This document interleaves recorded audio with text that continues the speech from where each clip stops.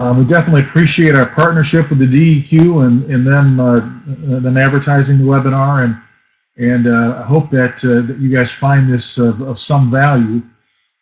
We've worked the last 3 years as both as a consultant and trainer and auditor to help get our customers certified and upgraded to the new standard. And it's been kind of a roller coaster ride. Personally, I've had a lot of fire drills, as people calling me up in a panic needing to get things quickly upgraded. And as a result, I'm not convinced that we've done the best job that we can. We've got certified. The registration companies were motivated to upgrade us because they want to continue billing you for their services. A lot of people postpone things to the very end, so we did a lot of things in a rush to meet the new requirements. And as a result, I think that there is still some work to be done, both in the understanding of the new requirements and better implementation of these requirements. And again, one of my goals here is to try to impart a little bit of perspective to you guys on where I think these gaps might be, and talk a little bit about what the fixes could be and kind of point you in the right direction. So so here's the standard. We're not going to go through the requirements, but again, it's based on the Plan, Do, Check, Act process. The nice thing is that it's now aligned with the quality system and soon to be health and safety management system. They're all aligned in the same 10 elements. So the whole goal here is to integrate all these requirements into just a business system. Some organizations are starting to do that. Some are struggling. They're still working in silos where the quality people don't want to talk to us, and we don't know what safety's doing. But we're starting to see a lot of those walls break down, and organizations really look at these as just business requirements and ways to manage them integrated, which is what the standards are starting to require. Tracy, yes, the dial-in, I believe, is working, and I think with the invitation there was a phone number and participant code. So if you need help finding that, let me know. A little bit about us. About 25% of our work is contract auditing with a couple of registration companies. About 75% of our work is training and consulting. And most of our work is management system related. So I hope that we have a pretty good understanding of how to implement these requirements fairly efficiently. Again, I always love questions. I mean, I just encourage people to email me. Quick questions, love them, love to share best practices. Please consider us to be a resource. As you get ready for your next audits, if you need help with internal auditing, legal and other compliance evaluations, auditor training, please consider us. The one service that's really getting people quite interesting is the way we're approaching a new audit service where we actually evaluate your conformance and compliance obligations at the same time, all while providing you with some coaching. Because again, most of the sites we get to, even the environmental leader still needs some coaching relative to the new standard. So we combine that into one service and document both an internal audit and a evaluation of compliance. So if that's interesting to you guys, please let us know. Registration companies. I guess I wanted to lead out here by saying we're seeing a lot of variation in how the registration companies and auditors from one to the next are actually auditing the new standard. I've heard from a number of people that when they went through their audit, they said it felt like a 2004 audit. The auditor didn't change much. I'm also seeing other auditors where I think they're incorrectly interpreting the standard. And again, if you manage multiple locations, you will see a lot of variation. Again, some auditors, I'll say, have not changed much, and others are misinterpreting what I think the requirements are. I would expect that over the next 2 to 3 years, both the registration companies will start to become more consistent, and they'll calibrate their auditors to be a little bit more consistent as well. Because they're going to start to get some feedback from ANAB during their audits. So when ANAB comes out to audit their program, they're going to start to question, well, why didn't the auditor do this? What did they think about Lifecycle? Why isn't this better documented? So I would anticipate over the next few years that the vision will become much clearer, but it's still a little bit varied. Remember, it's not your auditor's interpretation that's important, it's your interpretation. When you read the standard, multiple places it says the organization shall, and that's you. It's your interpretation of the shall. It's what you do to conform, and if you do it, you are in conformance. But you have to have a firm interpretation that you can present to the auditor, and then when the auditor starts to question your interpretation, you need to be firm in your resolve that you've defined the requirement and you've done it. And you can always butter him up and tell him how great his ideas are and how you'll consider it later, blah, blah, blah. But it's up to the organization. It's not up to your auditor. So that requires you as an organization to have a firm interpretation that you can present and defend. So that's my how to handle an auditor coaching. Because everyone, even though like myself, I've been trying to think about this stuff for 3 years now. I've been trying to figure out what it means, and I do have some clarity on what I think it means. But again, it's just my opinion. It's my thought, and I really want to get you guys to be really firm in your ability to defend your management systems. Some of the key areas that we'll talk about today is first management leadership and what that means, and where some gaps may still exist. The infamous Lifecycle Perspective. I could write a book on the different interpretations I've heard around that. Risk and opportunities. The old 2004 standard was based on controlling significant aspects. The 2015 standard, and much like the ISO 9001 and soon to be 45001, is focused on the identification of risk and opportunities and managing and controlling risk. And significant aspects are just one subset of what can be a risk to the business. Operational controls, we're going to talk a little bit about what that means from a life cycle perspective, and then how do we evaluate our performance. So management leadership, this section was put into the standard because most management teams, I'll say most, 75% before, maybe 50%, were very unengaged in the management system. And that was a result of two things. One is people built their systems based on things that management didn't care about. They don't care about cardboard recycling. They don't care about paper. And then we had environmental people voluntarily doing everything because they wanted to take this off the plate of the management team to make them not have to worry about it. Well, they not only not worried about it, they started to not care about it. We're now starting to see organizations build environmental systems around things that management cares about. They care about recycling, zero waste to landfill. We can brag about that. They care about scrap. They care about expedited freight costs that impact the environment. They care about efficiency. It's not only are we going to use energy, but are we going to use it efficiently? And how do we measure the efficiency of our electrical usage, of our natural gas usage? And again, trying to build these relationships to the business itself. One of the things that everybody needs to be reminded of is what are the intended outcomes of the environmental management system.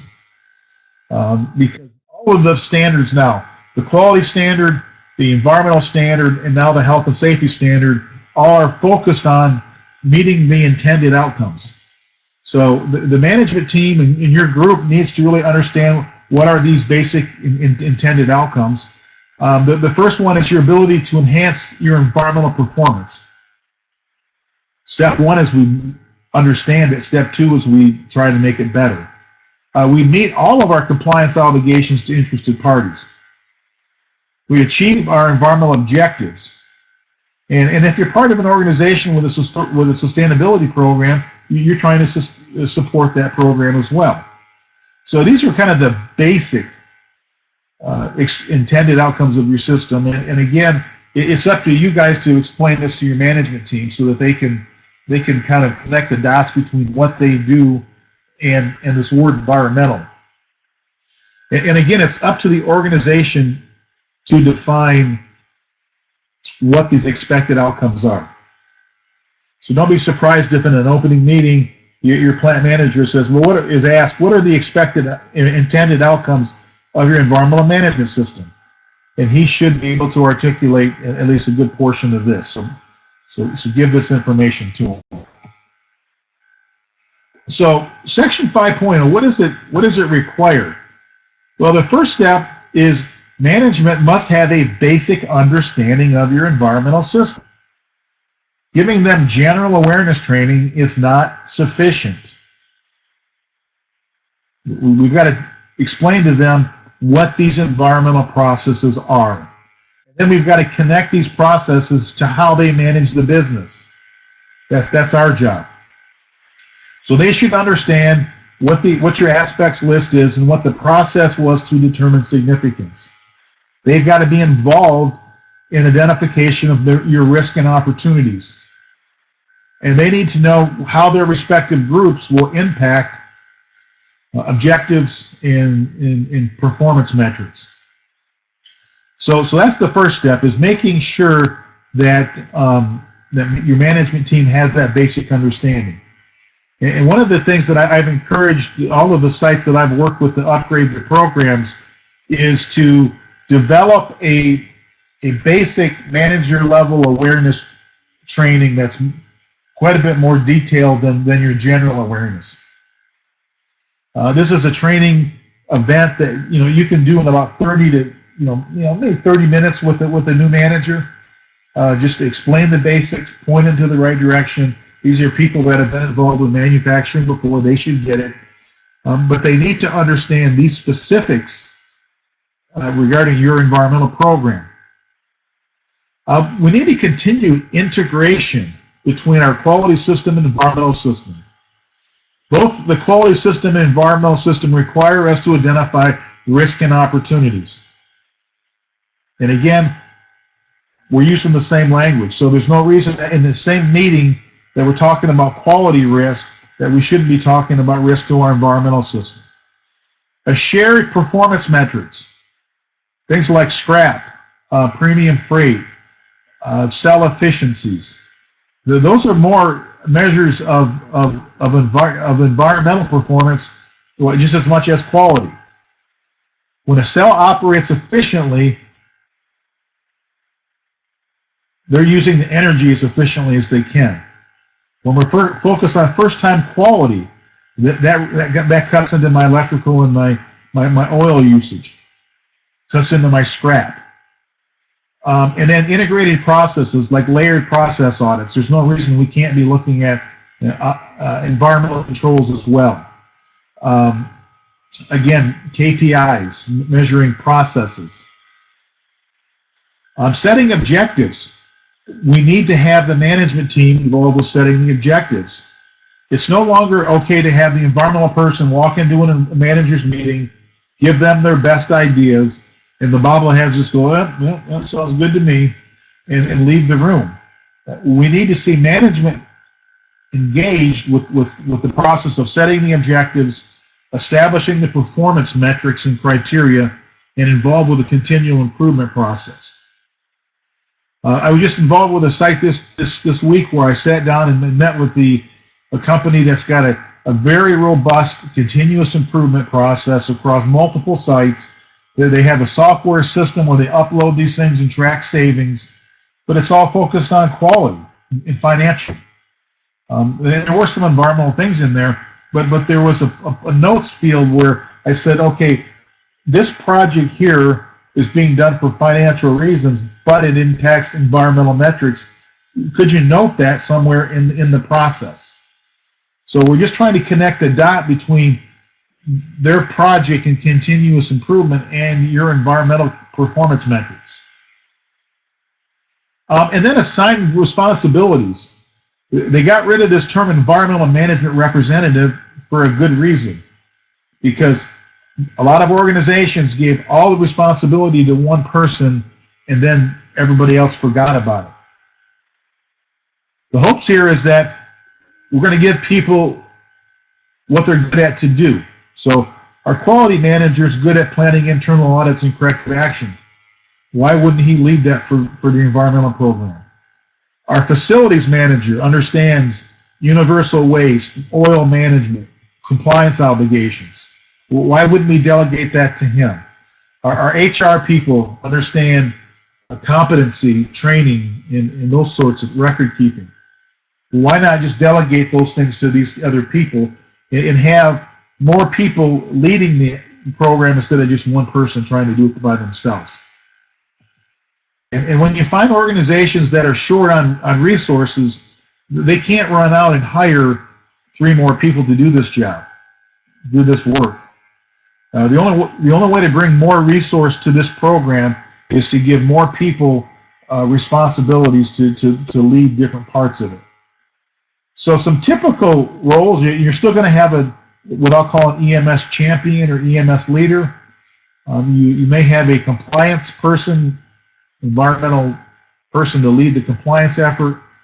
Your quality person could be an audit manager, audit leader, emergency response coordinator. That could fall on to somebody else's lap. If it's an operations manager, that would coordinate any type of an emergency. Document control coordinator, work. Utility manager, somebody who manages the utilities, or a facilities manager is responsible for the management of the exterior of the facility. So what we're hoping is that over time, organizations will start to slice this environmental pie up and start to give other people responsibilities that they're directly accountable to management for, and it'll apply again more resource to the system, and it should make it more effective. Now, at this point, I may need to offer some door prizes here for the first question. Maybe I need to sweeten the pot a little bit. I don't know what I've got in my bag, but if I get some questions, that'd be great. If you have any questions so far, let me know. Lifecycle perspective, and actually your questions help everybody else. They help them because they're probably thinking the same thing. So Tracy says, keep losing sound on and off. Are we having that problem with other people? Is the sound bad? My speaker says it's green when I'm talking, but it seems to take a second for the green light to come on. So quality is bad but steady. Sound is good in Taylor. Bad signal for Tracy. Okay, well, I do not know if I can affect that at this point. Is it the same if you dial in? Let me know if dial-ins are getting any better sound quality. At this point, we've got 3 people dialed in. Tracy says she's dialed in and it's bad. I'm sorry. Again, I'm hoping that the recorded version, the sound is okay, and if you want to go back and read, like I said, I'll have to get it edited, but then try to upload it in the next few days. So it looks like it's inconsistent. Some people are good, some people are bad, some people are okay. I do try to talk loud. That's what I've been told. So Tracy, I hope you can bear with us. Okay, life cycle perspective. This was for me one of the tough things to understand. I think some auditors are misinterpreting what it means. I don't think everybody is interpreting this consistently. So let's just start with the basics. The standard does define a life cycle. It's the consecutive interlinked stages of a product or service system from raw material acquisition, generation of natural resources, to final disposal. So the definition of a life cycle is that it's the life cycle of your product from design to procurement, pre-production, production, packaging, transportation, the consumer's use of your product, and final disposal. That's what I consider to be the life cycle, and it's the life cycle of your product. You know, I see so many people that say, well, here's my cardboard, and when I throw it away, it's at the end of its life. That's my life cycle. That's not what the life cycle is. We're not talking about the life cycle of your oil, the life cycle of your metal. We're talking about the life cycle of your product. So that's one common misinterpretation that I've run across. And keep this in mind, okay? So now we're talking about the life cycle of our product and our activities within each stage of that life cycle. When you go back to the standard, it talks about the life cycle perspective in two places. The first one is in the identification of aspects. And then the second place is in the identification of operational controls. So the first thing is they want us to understand the aspects relative to these stages of the life cycle: design, procurement, production, packaging, transportation, use of product, and life and disposal. So once we identify these activities that we do and their related aspects, they want us to understand what is it that we control or influence. So most of us do not control or influence how the consumer uses our product. Most of us don't control how they dispose of our product. But again, it's up to it's just how do we identify aspects. So let's talk about that. So let's just get back to basics. An aspect is an element of your activities, your products, or your service, and or interacts with the environment. So they now want us to understand our aspects from a life cycle perspective. So from my perspective, what I want to do is understand my activities in each stage of the life cycle to determine if those activities impact the environment. It seems pretty straightforward to me. But again, as an auditor, when I go out to audit sites and talk to people, and as a consultant, when I try to consult people and modify their programs, this seems to be a still confusing part of most environmental programs. So again, let's get back to basics. We have activities, products, and services. We operate a compressed air system. This is my famous example if you've had training from me before. What is the aspect of that compressed air system? The consumption of electricity. Consumption of electricity impacts the environment through the depletion of natural resources. So it's a very basic linkage between the activity, the aspect, and then the impact. The one thing that I find challenging in a lot of organizations is on their aspects matrix, they jump right to the aspect. And they don't create this linkage back to the activity. And for me, that's a little bit, it's confusing. They'll say my aspect is oil. Well, what does that mean? Is it the storage of oil? Because that might spill. Is it the consumption of the oil because it's a depletion of a natural resource? What is the real aspect? So I still see a lot of sites where their aspects process is still hard to interpret, and a big part of that is because they don't start with the activity; they jump right to the aspect identification piece. So keep that in mind. So here again are the basic stages of the life cycle of your product, and a variety of activities. So when we design parts, we design a part, we determine how much that part weighs. That weight impacts the weight of an automobile if you're automotive, and that impacts the fuel efficiency of the automobile. Process design, I bring in new equipment. That piece of equipment has an energy rating. It's efficient to some degree. When I acquire my materials, I select vendors. I determine how far away they are from us. We specify the packaging.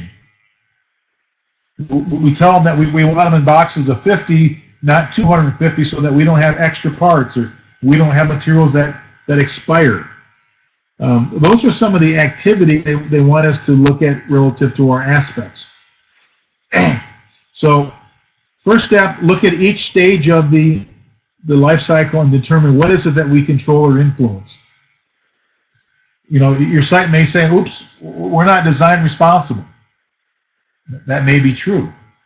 But when you design a process or you bring a new part in, oftentimes your engineers will evaluate that part and go back and say, if we tweak this and if we made it a little bit different here, we could make that part cheaper and make it easier to manufacture with less scrap. Again, that's an activity that somebody's doing that has an impact on the environment. End of life. Again, some companies have robust take-back programs. Our battery companies may take our batteries back. HP may take back toner cartridges. They are influencing the disposal of their product. The biggest thing that you guys do is typically in the automotive sector is you'll communicate what your product is made up through an IMDS process, and in truth, that's could help the consumer recycle it. Who knows? But that bit of communication is probably as far as what most people can do. Again, I just want to give a few more examples of activities, aspects, impacts, and hopefully get you guys thinking about different ways that you can improve your aspects identification process. And why some of this stuff is important is because people in the organization need to understand when they do their job, they are impacting the environment. So our quality technician gets the parts back from the heat treater. They have to validate that those parts have been heat treated properly, and they do what's called an incoming inspection. Well, when they determine that there's a quality problem, and they reject those parts that either go back to the heat treater or we scrap them, that rejecting of those parts has impacted the environment. When our purchasing people make certain decisions, they need to understand that those decisions impact the environment. Our production scheduler, when they have to schedule an expedited freight shipment because they missed their production schedule, they need to understand that they have impacted the environment. And the first place that we tell people this is on our aspects list. And if we don't have that level of clarity on our aspects list, it makes it a somewhat ineffective tool. So again, go back to your process. If you haven't started with an activity, start. Go to the aspect, then the impact. So here, selection of new equipment. Our engineers selected new equipment. What's the aspect of that impacts the equipment? It's the energy rating of the equipment. When our purchasing people select a new vendor, Again, what is the distance to that vendor versus our old vendor? If we're able to consolidate vendors and get more on a single shipment, vendor consolidation. Our MRO ordering and inventory management people. Materials can become obsolete. So they got a good deal on that box of 250 widgets, but we only use 25 of them. Now we don't need them anymore and we have to get rid of them. They got a great deal on this calibration gas, but they expired before we could use them. That process impacts the environment. It also gets management pretty excited when they start throwing product away. So as you can see with some of these things, these are things that, again, become more important to management. Distance to a vendor, that will correlate to the transportation costs, typically. So when you're purchasing, people are worried about transportation cost. They're indirectly worried about transportation miles. So again, remind these people, every time that they save money, they've probably done something that has an impact on the environment. And again, here's just some examples of different types of activities and aspects and impacts. Product design, we design the packaging. Do we specify we're going to use returnable dunnage versus non? There was one company that took a part rack and reconfigured it. Instead of having 8 parts on a rack, that they were able to get 15, not 15, I think it was 12 parts on the rack, and they could get more parts on a truck, and they eliminated, I think, 15 or 20 shipments a year between Wisconsin and California. That's a process that impacted the environment. Again, when you design a process, a stamping process you want to use a 3.5-inch roll of steel because it's the least they need, but they see that it produces a bunch of scrap, so they have to go to a 4-inch steel coil, which produces more excess material. But it's all those activities that create aspects that we have to get onto our aspects list. Purchasing, again, when we select a supplier, we've got 3 suppliers to select. What's our criteria for them? Do we expect them to have a quality system? Do we ask about their environmental program? Do we wonder about their environmental compliance history? And do some of those things, are those questions that we ask during the selection process? Ultimately, the distance to a supplier impacts the environment. How we specify that they package things to us.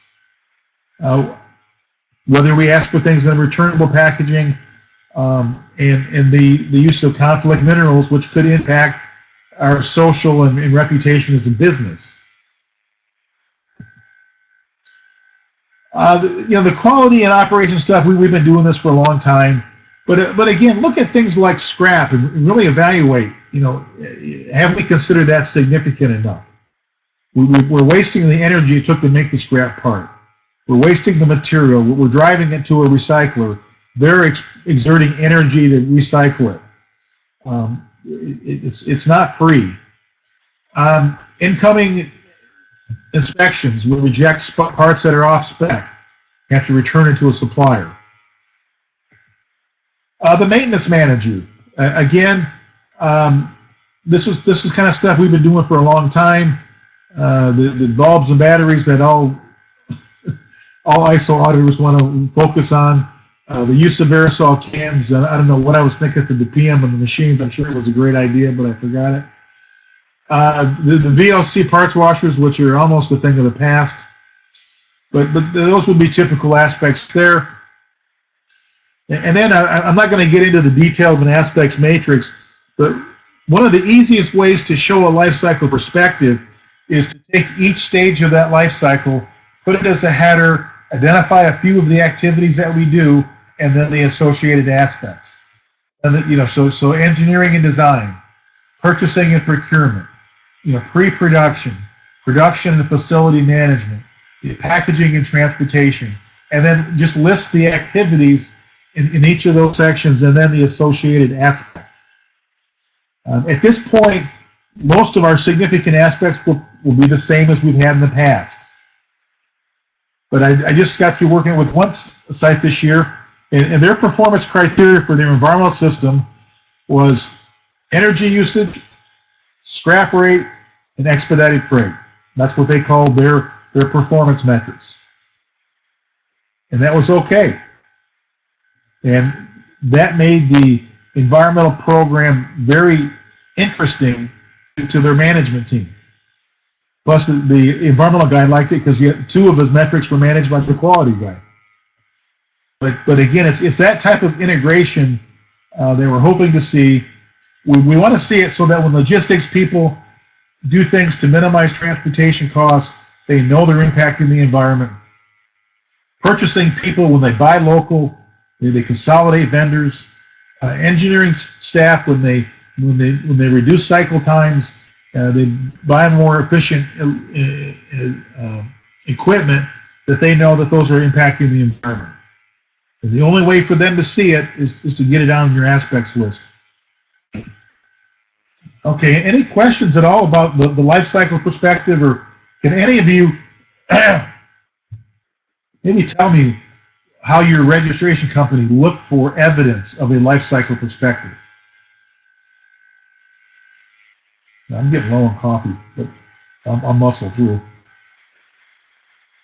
But I will take a brief pause, maybe thinking that somebody out there has a bit of a nugget of information they might want to share with the team.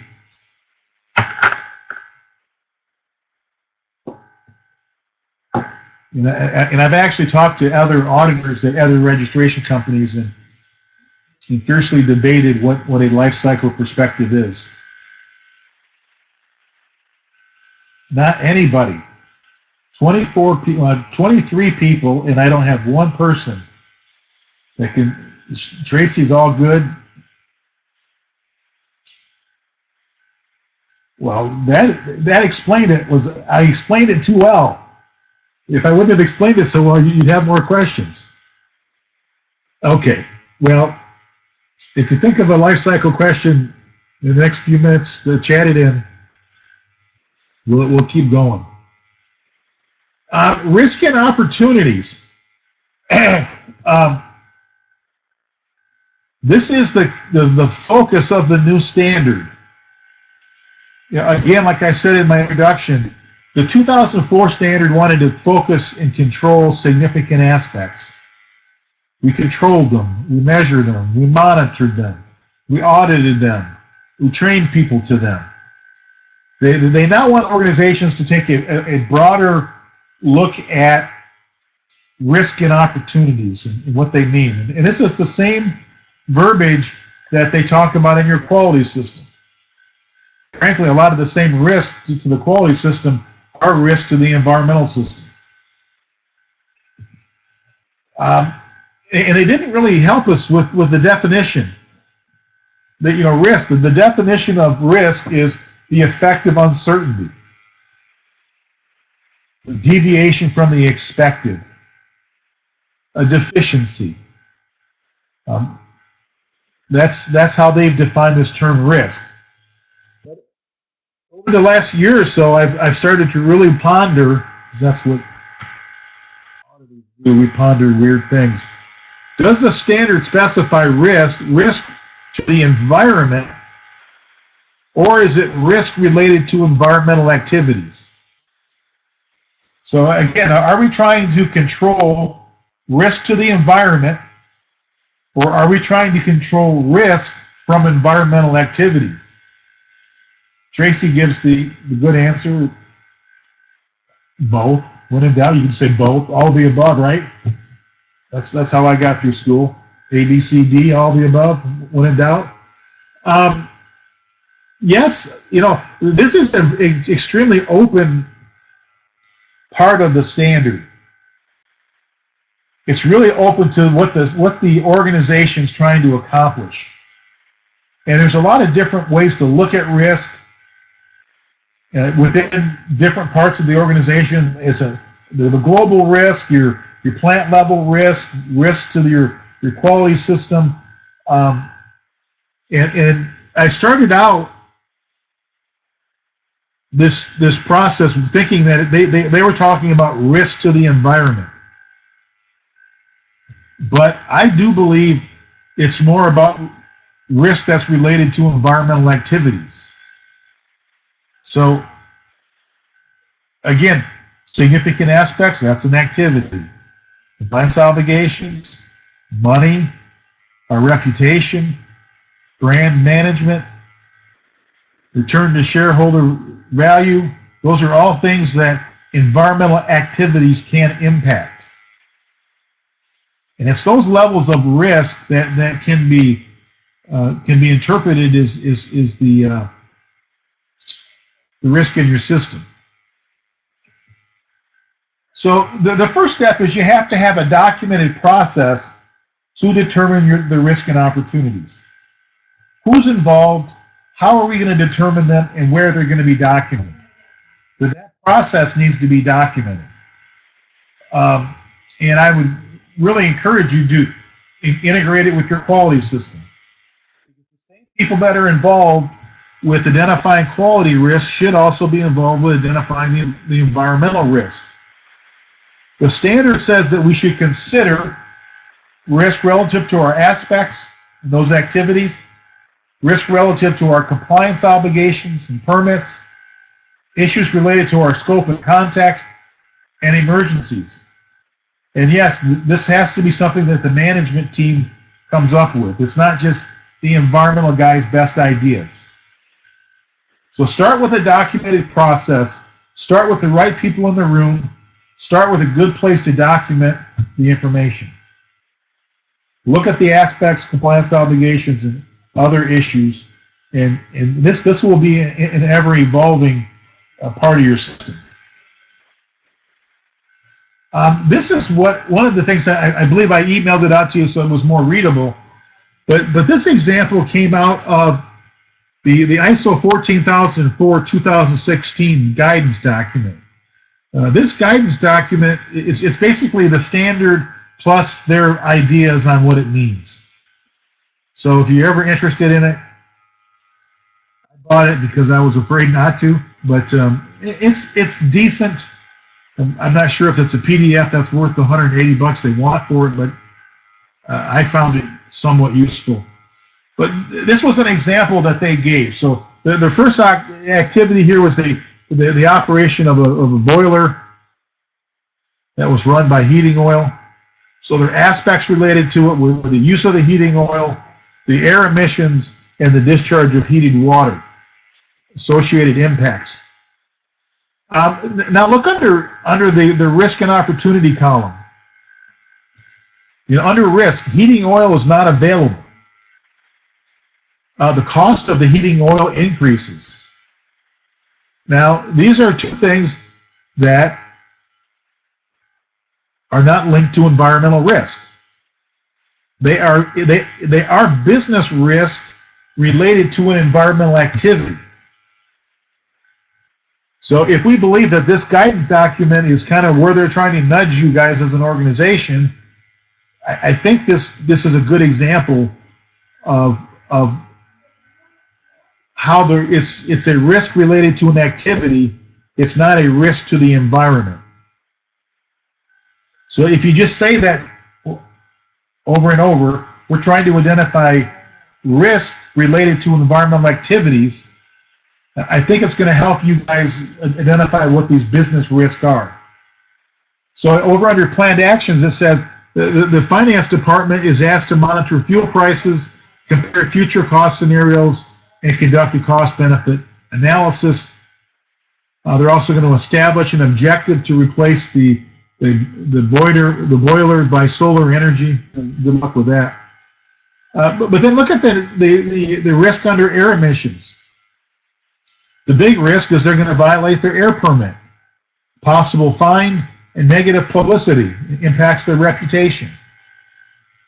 Again, Those are impacts to the compliance obligations, impact to the business relative to their brand and reputation in the business. So when you guys sit back with management and try to identify risk and opportunities, again, let's go back to the mantra. We're trying to identify risk related to environmental activities. And I think if you say it that way, it'll be much clearer what these can be. When we're not trying to identify risk to the environment. And that's frankly the way I personally started out interpreting this part of the program. And we'll get back to that. Here's some risk to the environment. I call them tactical risk relative to our aspects. So again, here we've got the operation of the compressed air system. The aspect would be the consumption of electricity. One of the risks is that we develop air leaks. Compressor gets left on over the weekend. What do? Well, these guys did a quarterly air leak survey, and they developed a plant shutdown, a checklist, and employee training to prevent that from happening. Is this an incorrect interpretation of risk and opportunities? No. Is it complete? Probably not. But remember, it's up to the organization to determine the risk and opportunities that they feel need to be addressed, not your registration auditor. So if you have a process, you've documented risk and opportunities, you've established plans to address them, you conform. It's that simple. Injection molding, they use some oil, they develop equipment leaks. Some people believe they were designed to leak. How do they mitigate that? Well, through their equipment preventative maintenance process.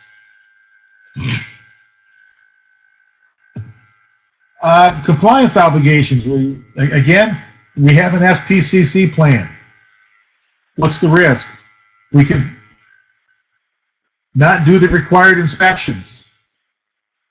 How do we mitigate that?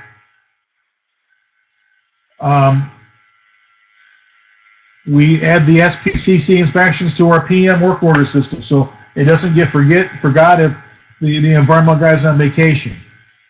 Hazard communications, secondary containers not labeled.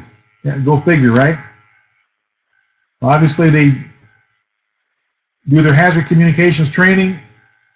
And here they've identified an opportunity to improve their labeling stations. We operate an air thermal oxidizer. The risk the equipment breaks down, we need parts for repair. Their planned actions, they identify key components and they've got backup parts and they schedule a semi-annual PM on the equipment. Context.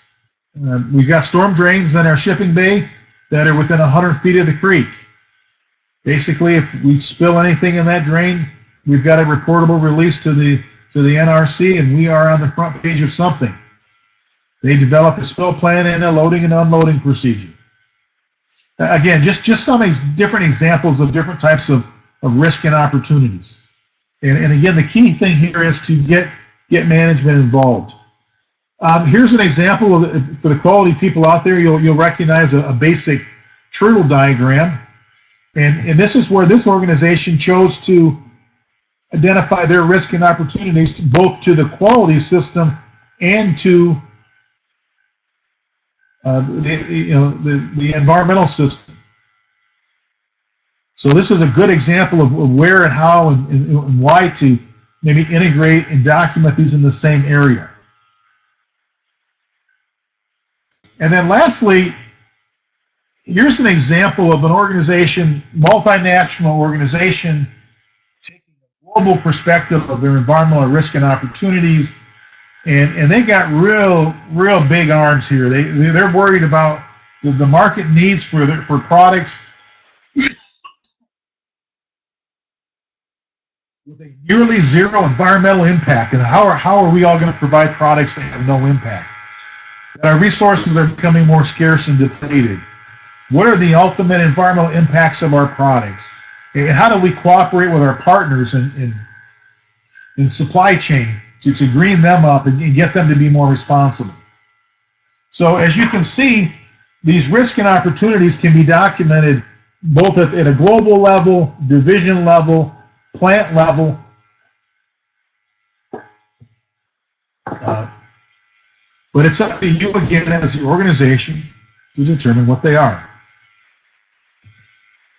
I just did an audit at one company. They were counting on a rebate from the utility company to make an investment in their LED lighting, and without that rebate, the return on investment wasn't quick enough, and they were getting close to the end of the year, and the utility company shut off the rebates for the year, and so they identified that as a risk, and they basically had to reapply for that rebate for next year. So the inability to get their rebate from the utility company was identified as a risk. It definitely was. Okay, operational controls. Again, the 2004 standard said we had to control our significant aspects, but the 2015 standard has really expanded the universe of things that we can be expected to control. The first part of the standard talks about establishing operating criteria, implementing controls, using a hierarchy of control to try to first eliminate or substitute issues to eliminate impacts. And these are things that we've been doing for a while. We have to control our significant aspects. We get that. But then now they want us to control things like our risk and opportunities, controls on our compliance obligations, objectives, controls on outsource processes. We ship those parts off to be painted. We're not worried about it. Now taking a lifecycle perspective, we're talking about the different types of controls. First thing is we can design a process, way to do it, to minimize the impact. The use of technology, things like emission controls, improving a wastewater system. I just had one company that had an old system that was based on some technology that was problematic, created violations in their discharge, and now they brought in a completely new system that the surcharges will pay for itself in a year. Using competent personnel, so training, it can be a type of a control, specifying detailed competency for certain activities. Performing things in a certain way or defining the process or work instructions. Monitoring and measuring an activity. So when I monitor and measure my electrical usage, that's a form of control. Because I look at this year's usage versus last year's usage, and when I see a big spike or deviation, I know to investigate it. So again, here I give you a reference to the appendix. I would encourage you to continue to look at the appendix of the standard. There's a lot of good information there, as well as the ISO 14004 standard. The hierarchy of controls is, for you safety people, you're used to this is that terminology. Again, try to eliminate things. Can we get rid of PCBs? Get rid of the VOC solvent parts washing. Substitute a water-based paint for a solvent-based paint.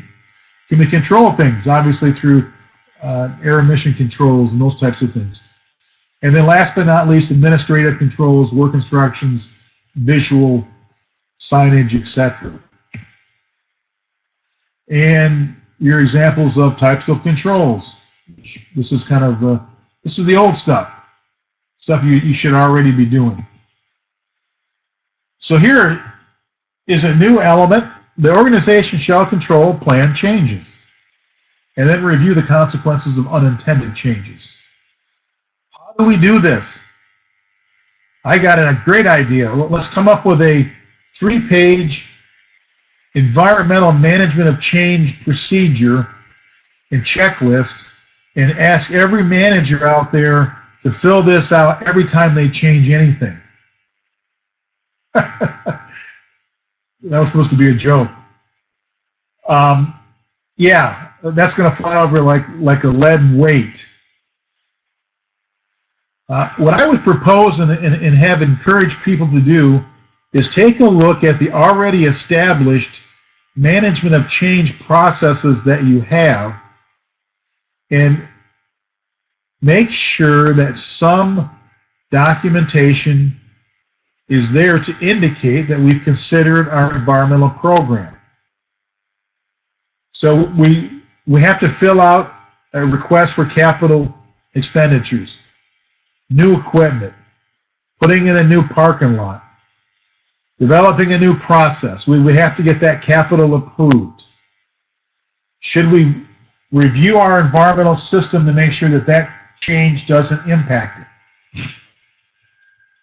I think that one really relevant question to ask is, when we do a management of change, what are we trying to detect? We're trying to detect A, is there a new aspect? Probably not likely. B, does it change our evaluation of significance? Probably not likely. C, does it impact our objectives or environmental measurables? Well, probably. It's new equipment, it's going to take up more energy. And then lastly, does it require a permit, or does it bring in a new legal requirement? So those are the things that we're trying to detect. So take a look at your capital expenditure and approval process. Add either a few checkboxes or a question. Does this impact the environmental program? And then start to populate a little bit of information there. You get a new part in for PPAP, APQP, all that good stuff. Does this new part require changing our process? New project and engineering review, we're going to put in a new parking lot, a 20,000-foot warehouse addition. How does that impact our environmental program? New chemical approval process, that's kind of a no-brainer that you're probably already doing. But how does this new chemical, when we approve it, does it impact our environmental process? And then your overall management of change or operational review meetings with management review meetings. How are changes discussed, and can we populate a few words there?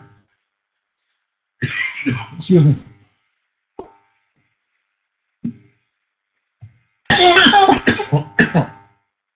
That show that we've considered our environmental program. Okay. I'm still alive.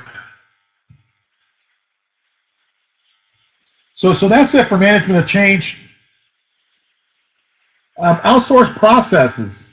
The standard says that the organization shall ensure that outsourced processes are controlled or influenced. Now, that's pretty broad. The type and extent of control or influence to be applied shall be defined within the environmental management system. Those of you that are already have a certified quality system, part of that quality system already includes a supplier management procedure and process. So what is it that we're trying to control or influence with an outsourced process? I sent parts off to be painted, they come back. I sent parts off to be plated with non-hexavalent chromium, trivalent chromium, they come back plated. I send parts off to be heat treated, they come back harder with a little bit of oil on them. So what is it that I want to control or influence? Well, the first thing I'd like to be working with people that are as environmentally responsible as I am. So during our supplier approval process, we should look to see how and what is it that we're requiring of these suppliers. Are we requiring them to have a certified quality system? Are we asking them if they have an environmental system, and if so, is it certified, non-certified? If they don't have an environmental system, do we ask them questions like, do you have a documented recycling program. Do you guys, have you had any compliance reviews from the agencies? Have you had any penalties or fines? Those are some of the things that the ISO people want us to start asking of our outsourced service. The other thing is, when we tell them what is it that we want, we tell the plating company, here's our purchase order. We want this plating, we want it to be this thick, we want it to be this type of plating material. And when they send it back to us, we expect that they meet our expectation. That is control and influence. So what I've encouraged most of my clients to do is just use your normal supplier management process. Try to document, if you're going to go visit a supplier, you do a supplier audit, try to make some relevant observations about, the housekeeping of the facility, what type of recycling that they do, and any other issues relative to potential environmental considerations. And again, a lot of the big companies that have supplier management manuals and specifications have some verbiage in those that talks about their environmental expectations of their suppliers.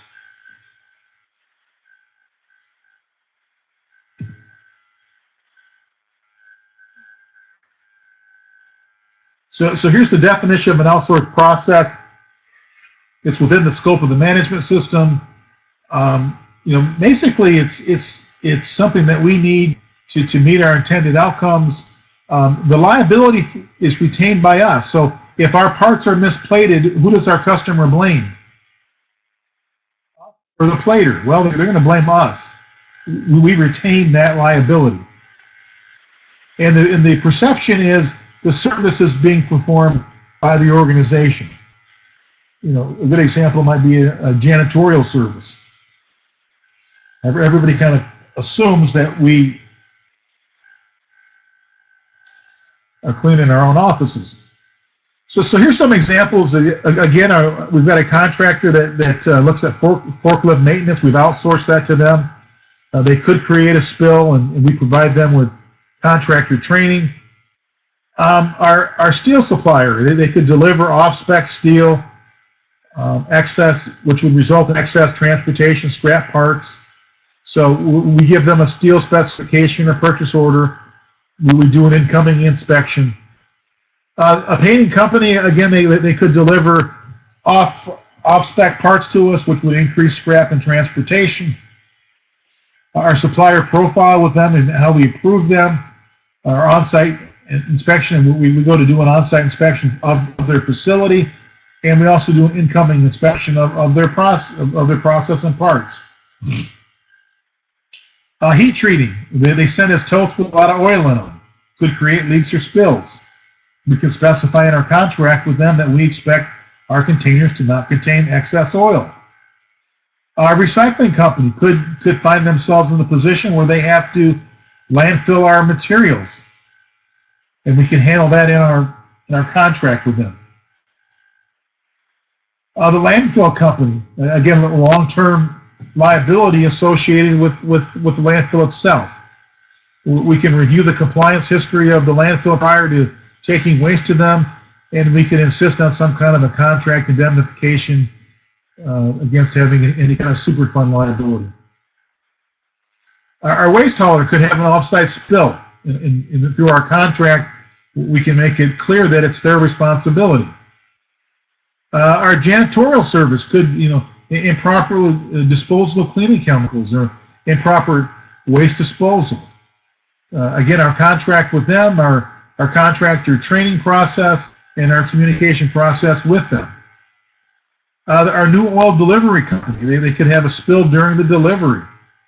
Require the transportation company to provide a spill kit and trained driver. We can then develop a spill work instruction and have trained employees. So again, just some examples of processes that are outsourced, potential impacts to your environmental system, and ways that you control or influence them. And these are going to be the types of things that you're going to need to explain to your registration company during a registration audit. This is how we control and or influence this particular outsource process.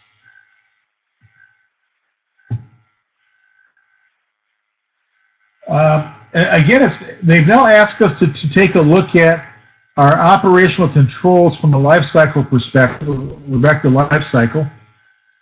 So we need to take a look at our design and product development process, procurement of products and services, contractors, how do we communicate to them, the transportation of our product, any risk there, and then in our customers' use and disposal of our product.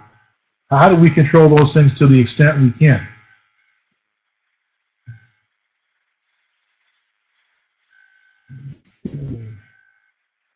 Again, design and development. You may be design responsible, you may not be. I had a very interesting discussion with a design manager for a company that built headlight assemblies. And I asked him, what are the environmental aspects related to your design of a headlight? Very good answers. He says, well, the first environmental parameter is the aerodynamics of the headlight. The second parameter is in how much power the headlight system draws, because that influences the size of the alternator, which influences the weight of the alternator. And the third consideration is the actual weight of the headlight assembly. So, very good. Other considerations could be, how do you design a tool? Tool design. Sometimes, if you have a really long-running program, you may want to spend excess money on the tool so it doesn't fail as soon as it could. Another company put little, I forget the example, but pits into their tool so that it let it degas better and resulted in less scrap. When you design the process, you can select the coolant or the type of chemical used. So those would be types of controls relative to design. Again, most of our design requirements are going to be communicated via a customer specific drawing. The weight and the durability of our product. If we make a product that's more durable, it lasts longer, it requires less servicing. And our packaging specification. Design for the environment. This might be a terminology that you've heard of. This is very big in the furniture business. Steel Case and Herman Miller and Hayworth, they're all trying to out sustainable the next guy. Their chair is more sustainable. Soy-based foam, those types of things. You're not required to have this specific process, but it's just a way to look at design and design the environmental impact of your product. Other things you can control is the labeling of your materials, trying to eliminate packaging, reduce the weight and size of your product for shipping, trying to use more natural materials where possible. Procurement controls. Again, most of my customers have a purchasing process. You're going to use it. You have to. How do we identify the environmental requirements of our goods and services through our purchasing process? And the number one way to do that is through the purchase order. It's incumbent on the buyer to communicate the environmental requirement to the purchasing department through that purchasing process. So all things like purchasing local, vendor consolidation, specifying a recycled content, telling the janitors to use green cleaning materials, restricting banned chemicals, we tell the plater, no hexavalent chromium, and then we can have some specification on transportation of the things that we purchase. How does it get shipped to us?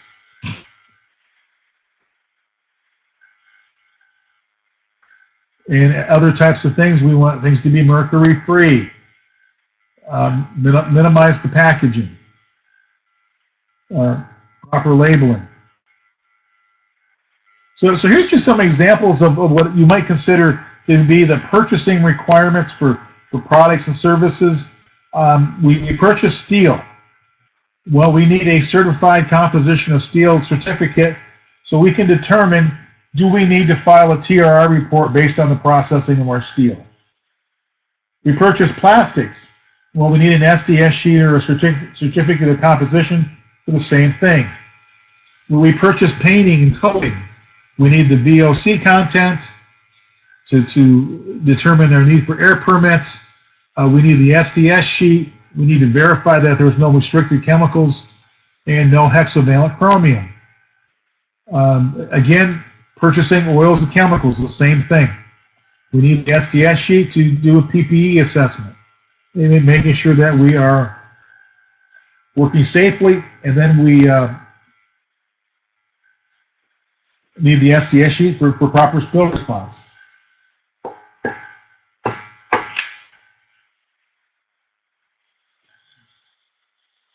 External contractors and providers. This is not anything new. The basic requirements are the same, that we have to communicate our basic environmental requirements to our contractors. We need to tell them what our policies are, how they might influence things. We expect them to recycle. We expect them to take their waste with them.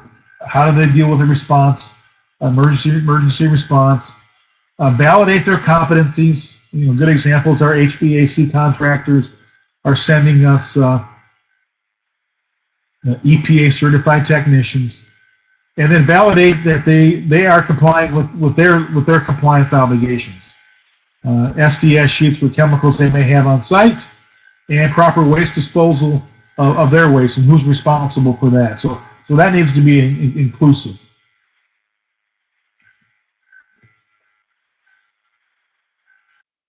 We need to provide information about potential significant aspects to our customers and transportation companies.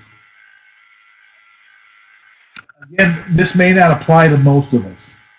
We do provide information if our materials are hazardous via the DOT requirements. The use of our products, if our product is in self-hazardous. So when BASF ships a tanker truck of benzene to your facility, there is a significant risk in the transportation of that product and when you get it in your use of the product. So they would have to communicate that to you. And then ultimately in the end of life and disposal of your product, again, you typically don't influence it. At most you may provide the basic IMDS information.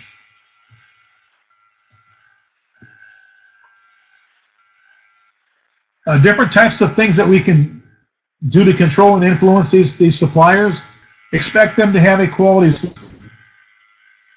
If I take two organizations, one has a certified quality system, one doesn't, it's likely that the facility with a certified quality system has a better environmental footprint. They're focused on efficiency, scrap, expedited freight.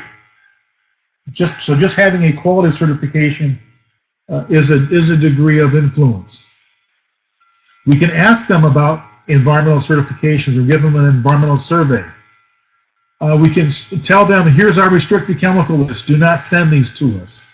We can ask them to give us IMDS information. We can ask them to certify that they're or REACH compliant. And then our basic contract specification or purchase order can specify our requirements to them, and that again is where we document our control and influence. Okay, so I think we're getting close here. One last section to go. Any questions about things that you've been asked to control, or ways that you guys have shown conformance during your registration audits, either your conformance to controlling design, controlling procurement, controlling an outsourced service? Have any of you had non-conformances in these areas? Anybody? Anybody, please? Okay. I'm running out of coffee, and my voice is getting quite dry. Okay, so we've got some no's, some no's. Okay, we'll keep on going. It's, again, probably gets back to, I'm just explaining it so well. No, that's not it. The last piece here is performance evaluation, and kind of what it means, and it's simple to measure quality performance, financial performance, safety performance. It's so easy. Customer complaints, scrap rate, PPM, recordable injuries, work comp cost, lost time, profitability, sales. So easy to measure.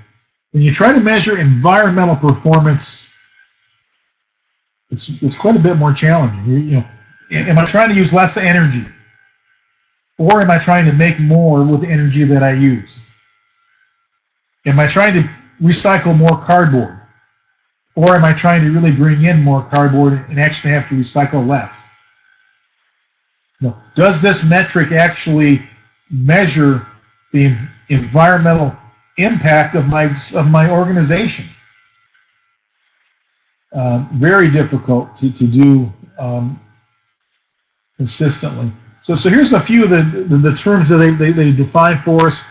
Environmental performance is any performance related to the management of our aspects. This can include the results from internal audits, compliance evaluations, management review, our objectives, or environmental indicators. So can we come up with a score with a scorecard for any of these issues? Monitoring effectiveness, the extent to which planned activities are realized and planned results achieved. I've got to train 100 people. I train 98. I'm 98% effective. And setting an indicator. An indicator is a measurable representation of the condition or status of operations, management, or conditions. And once we establish a performance metric, we're supposed to establish in a performance criteria. And that does not mean that we have to set a criteria to improve it. We're just going to set it. We might set an indicator to improve it. We might set one to just control it. If I say I want my energy to be plus or minus use 5% of what I used last year, that is a performance criteria. Or I may say I would like to use 5% less energy this year than I did last year. And that's another type of a performance criteria. There is another guidance document out there, ISO 14031. That's all about environmental performance. So if you get really robust here, find that guidance document. And I didn't find it out there. Somebody was bootlegging it. I didn't pay for it. But it's an interesting document because it gets into the real nuts and bolts of establishing performance indicators relative to environmental programs. And here's a nice figure. It talks about management process indicators versus operational process indicators, and how to set these metrics up in a lot of detail. So again, I would encourage you to look at that guidance document, ISO 14031.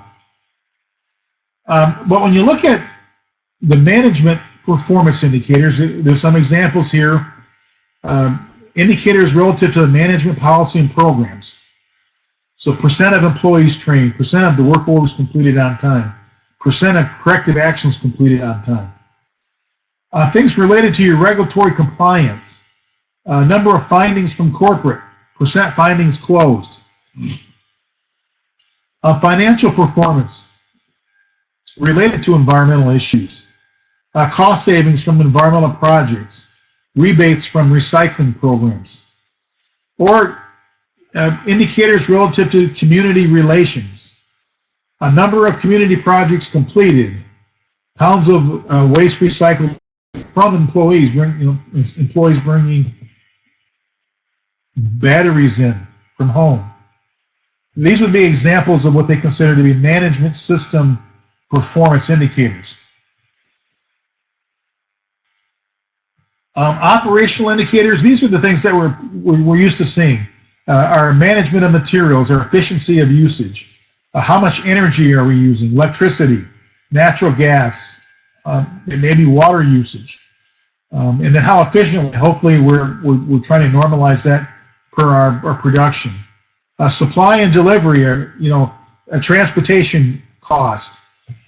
There was one organization that had 3 plants, and they had a truck, I think 1 or 2 trucks that drove between the plants, and their transportation manager was measuring the pounds of product per gallon used to understand the efficiency of how they transported product between plants.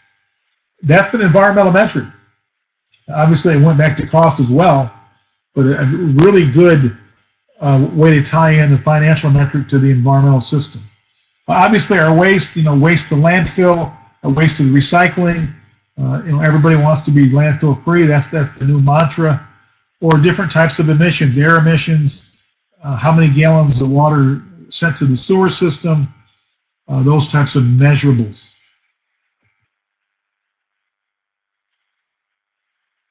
I put this in here because I like this is definitions out of ISO 14031. Environmental performance evaluation is a management process where key performance indicators to compare an organization's past and present environmental performance with its environmental objectives. I thought that was a nice, concise statement of what environmental performance is trying to do. So at a minimum, things like electricity, when it's tough to make sense of it, we can at least compare last year to this year. And at a minimum, even if we can't really correlate it to our parts or things produced, we're trying to understand, are we getting better or worse? Is it trending upward or downward? It's okay if it's trending upward. If our performance is getting worse, that is okay. What's not okay is not knowing it, not understanding it. No, I'm definitely out of coffee. But performance goals can help to identify your trends in performance, help you set objectives, the process to review efficiency, because this is what most companies are focused on, is efficiency, and then we can also use it to report our performance externally through some type of a sustainability process. Again, this is one of these areas that will get better. We may not be doing it great today, but get that ISO 14031. Look for some best class type examples. It's going to get better. Management needs to determine the performance criteria that they want to measure and set the performance criteria. Meaningful performance can be difficult, but you can adjust it. So just because you're not doing it great today doesn't mean that you can't make an adjustment. When trending data, try to at least look at year-to-year comparisons. And try to normalize the data where it makes sense. And then you can try to set EMS metrics that are combined with either your quality system, operation system, financial system, and HR system. Look at integrated metrics. A scrap rate metric is environmental. An expedited or premium freight metric is environmental. On-time completion of work orders is environmental. And these are where we have to start to connect that word environmental to things that we're already doing to stay successful.